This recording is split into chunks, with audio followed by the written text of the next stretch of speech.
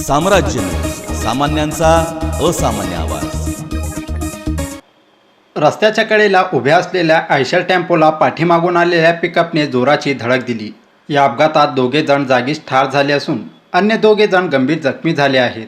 ही दुर्दैवी घटना शुक्रवारी पहाटे देवडी पाटी परिसरातील हॉटेल श्रीकृष्णजवळ घडली आहे।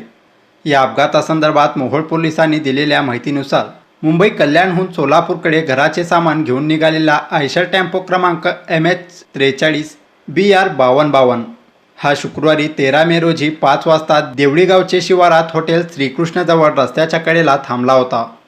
त्यावेळी पाठीमागून भरधाव वेगात आलेल्या पिकअप क्रमांक MH20 EL 72 या गाडीने आयशर टेम्पोला पाठीमागून जोरदार धडक दिली।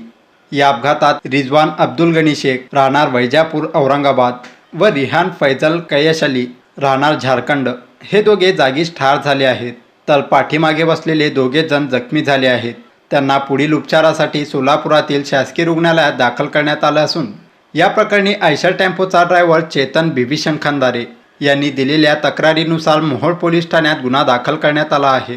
तर याचा अधिक तपास अपघात पथकाचे पोलीस कर्मचारी ज्योतिबा पवार हे करत आहेत।